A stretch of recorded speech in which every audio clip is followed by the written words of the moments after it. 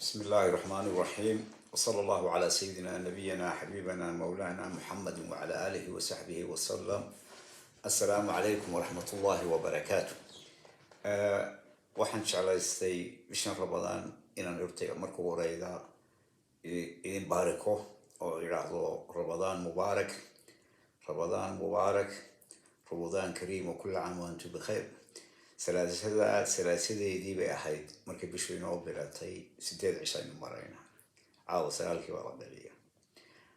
waqtigu saas uu socdaa, waqtigu saas uu dheereeyaa, cidna ma sugo, ismana taago. wax kastoo dhaca waa soconaya, dhib kastoo dhacda iyo khayr kastoo dhaca iyo shar kastoo dhaca waa waqtigu waa waxaan istaagi. saacadaas ay nagu socota, meel baynan ugu soconnaa, waxaynu u soconaa qabri iyo xisaab ayaynu u soconaa. dadka islaamka waxa weeye bisha Ramadaan dad badan baa hawsha yareeya oo camalkii adduunka ay qabanayeen hoos u dhiga. waxaynu ognahay in jihaadkii ugu badnaa iyo dagaalkadii ugu badnaa ee islaamku ay galeen bisha Ramadaan ayay ahayd. qasooyinkii waaweynaa ay ku najexeen iyagoo sooman bay gelayeen. bal waxaad qiyaasaa qof sooman oo dagaal ku jira, cuntada cunayeenna waxay ahayd timir iyo biyo.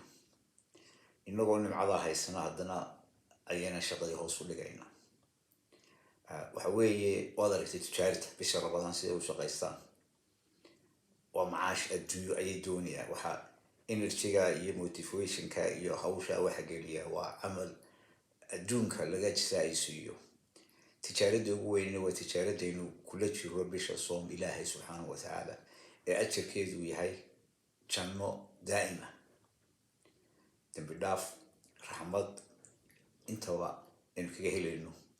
marka haddii camalkii adduunka ahaa ninkii taajirka ahaa iyo badeecadiisii iyo dukaankiisii uu furaayo waqti walba oo badeecada cusub keenayo oo yacni adyaabisha suuqa saxmadda bisha Ramadaan markii 15 gaadhay wixii ka dambeeya aan arki doono way makaba bilaabantay. maxaa adiga iyo Ilaahay tijaaradayda ka dhaxaysay xisaabtiisa xagga dhigta? waxa weeye bishaasi insaani loo cibaadaysto oo qofku aanu soomka waa teem la sheegay acmaasha maaragtay runta ah ee Ilaahay inuu ogyahay inay dhab tahay ee riya wa nifaaq aan la gelin karaynin. qofku salaada isagoo tukanayo munaafiq yahay oo aan garanaynin in Ilaahay dartii uu tukaday iyo inuu show off ka tahay. xajka waa kadalik, sadaqada dad baa istus ku bixiya. laakiin waxa weeye soomka cid og inuu qofkaasi sooman yahay allahin ma jiro. waana tu Ilaahay yidhi camalkaasi anigaa leh anaana ka jisaaysiinayo. Ilaahay soomka barakadiisa hayna siiyo. waxaa jira dadka islaamka xanuun baa jira imanka dunida oo dhan basaaqay. Ilaahay subxaanahu wa ta'ala waa inoo sahlay markaad eegto adduunyada, haddana inaynu sahlana maaha. waa la dadaalay, talaalkii waa la keenay. talaalkii dad badan baa dib uga yara dhacay oo ka yara maagay. laakiin haddana markaad eegto dadka Soomaaliya ku hadla waxay noqotay Somaliland meeshii ugu badan ee intii la keenay la isticmaalay.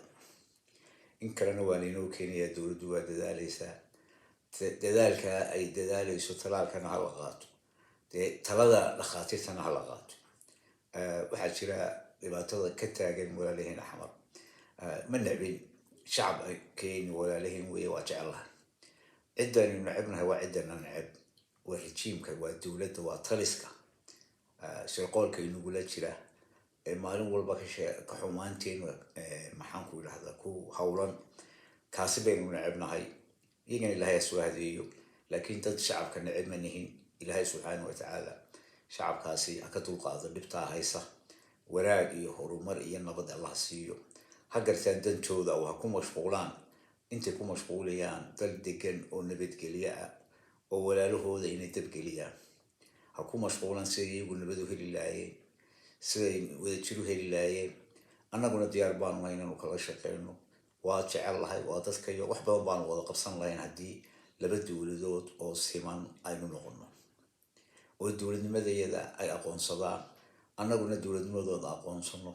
shacbigeennuna noqdo shacab walaalo oo isu niyadsan oo wada socdo oo wada shaqaysto oo meesha doonaan wada degi kara. waa waxyaabaha had iyo jeer u baahan kalgacal iyo wanaag lagu helo, xumaan laguma heliyo. Somaliland waa dowlad tashatay, shacab tashaday, lacagtoodii iyo maamulkoodii iyo dowladoodii iyo electionkoodii iyo howlahoodii wata, aan cidna dhibaato ugu maqnayn. sidaasay ka doonayaan walaalahooda Soomaaliyeed markastoo ay joogaanba inay u qadariyaan oo ku ixtiraamaan go-aankooda oo cilaaqaad walaaltinimo ay la yimaadaan.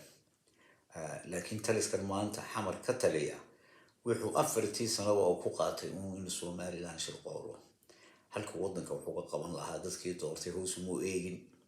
wuxuu hoos u eegay dab inuu meel u geliyo mu'aamarad iyo xumaan iyo shirqool iyo adduunka ku tug iyo albaabka soo xidh iyo daaqad ka soo xidh iyo dhifayska ka saa ayuu noloshiisu 4 sano ku dhamaystay.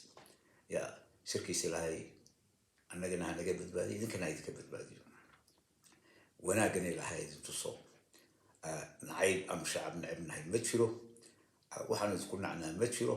dhibtiina soo martay rajiim baa lahaa, rajiimkii waa iska qabanay, waa ka xorownay, dowlad baanu dhisannay, quwad baanu leh inaan isku daafacno.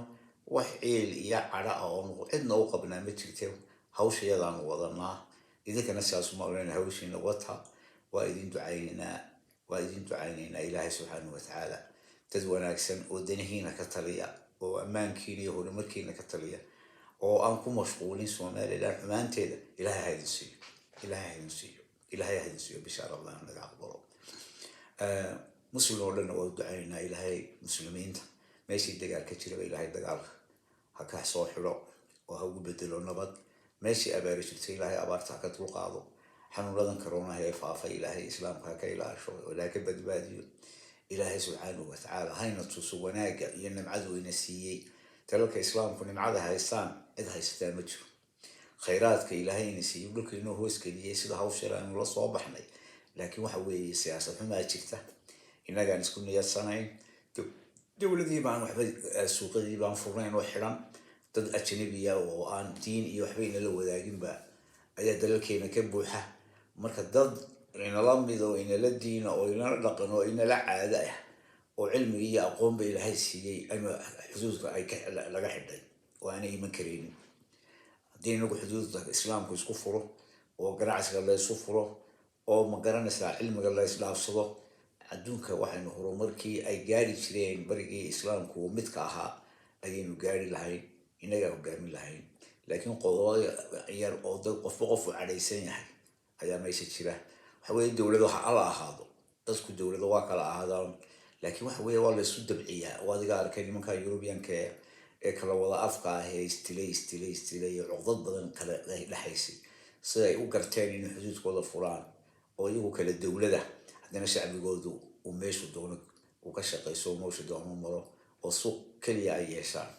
maxaa u diiday dalalka islaamka iyagoo kala dowlado meel walba dowlad tahay inay dadkooda saasi u furaan oo quwadooda ay tusaan? ganacsi furan iyo quwad furan oo interest maxaan lagu leeyahay la wada daafaco. taasi baa dhaqaalaheena kor u qaadaysa, quwadeena ina tusaysa. ilaahay subxaanahu watacaala hayna tuso quwaduu ina siiyey, hayna tuso inaguna aynu noqono ummad ka faa'iidaysata nimcada faraha badan ee ilaahay subxaanahu watacaala uu sida hawsheeda inoo siiyey. رمضان كريم وكل عام وأنتم بخير. هل يسدعيو هل يتسامحوا هل يسدوا القاتو أدويتنا قفل بها وقادو إن عقبري مذو يأكدن بس حسابي.